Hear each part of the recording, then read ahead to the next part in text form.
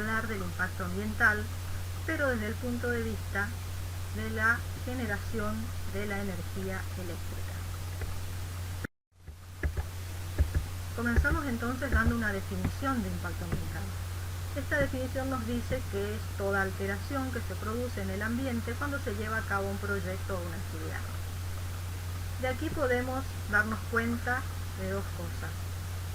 Que una es que va a ocurrir siempre alguna alteración, siempre que se lleve a cabo un proyecto o una actividad, y la otra es que esta alteración puede tener carácter positivo o negativo. Así, por ejemplo, si analizamos qué ocurre con una población, podemos decir que una alteración de carácter positivo es la generación de empleo, la construcción de caminos, de viviendas, la mejora que se produce en la infraestructura de servicios. Pero también tenemos impactos que van a tener carácter negativo.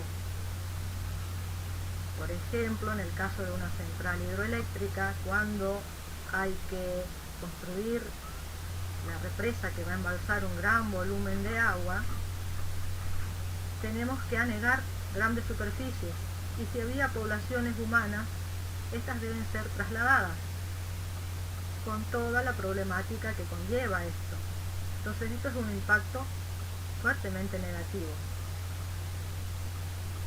También tenemos que aclarar que los impactos negativos, impactos ambientales negativos, pueden tener un análisis global o un análisis local.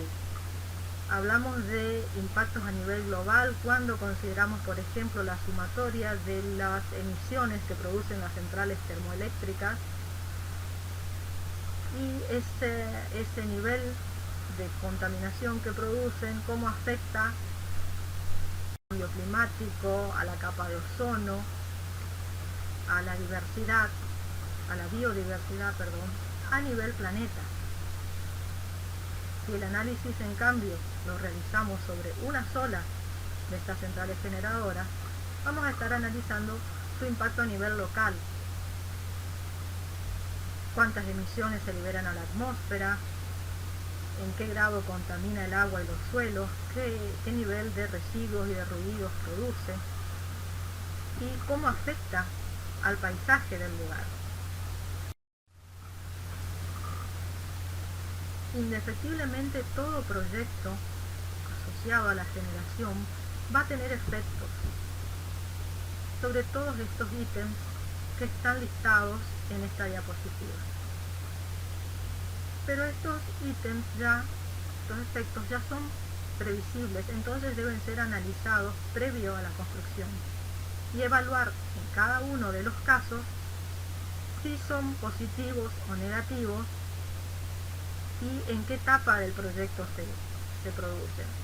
Por ejemplo, en una planta fotovoltaica, a nivel de construcción del parque, va a haber un nivel de ruido elevado. En cambio, cuando esté en funcionamiento, ese nivel de ruido ya no va a ser un efecto tan importante. Entonces vamos a tener que analizar qué ocurre en la etapa de construcción, en la etapa de funcionamiento y luego en la etapa de abandono, porque normalmente todo tiene un ciclo de vida útil, todas las centrales. Además hay que tener en cuenta que hay regiones donde el paisaje es algo fundamental porque la fuente de ingresos de la región puede ser el turismo. Entonces una alteración paisajística importante como la que producen, por ejemplo, los aerogeneradores, va a cobrar importancia. Lo mismo que la alteración que producen los grandes sistemas de transmisión de energía eléctrica.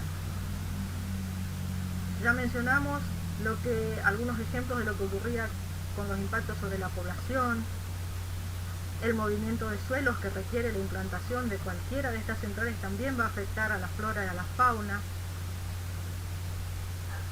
Los residuos que se generan afectan también al agua, al suelo, al aire. El conjunto afecta al clima. El agua, por ejemplo, las termoeléctricas, ya sea convencionales o nucleares, siempre se construyen en las proximidades e inmediaciones de alguna fuente de agua porque necesitan para su funcionamiento grandes volúmenes de agua. Cuando el circuito que describen estos volúmenes de agua es abierto, esta agua se devuelve al río, pero previamente a ser devuelta requiere un tratamiento, por ejemplo, para que la temperatura a la que se la retorna al río sea la apropiada.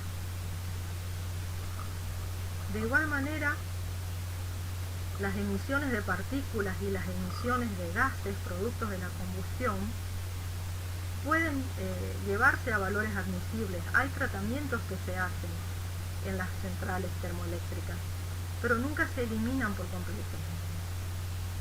Todos estos son factores que hay que tener en cuenta y ponderar antes de decidir si se construye o no una central. Ahora se propone, como tarea, que investiguen en Internet cuál es el impacto ambiental que se asocia a la generación hidroeléctrica y que identifiquen estos impactos en positivos o como negativos. Van a encontrar mucho material en Internet sobre este tema.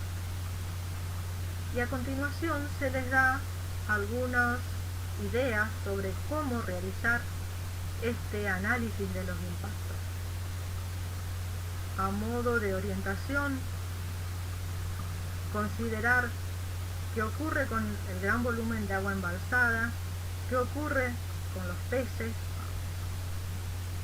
qué ocurre con las embarcaciones que tienen que circular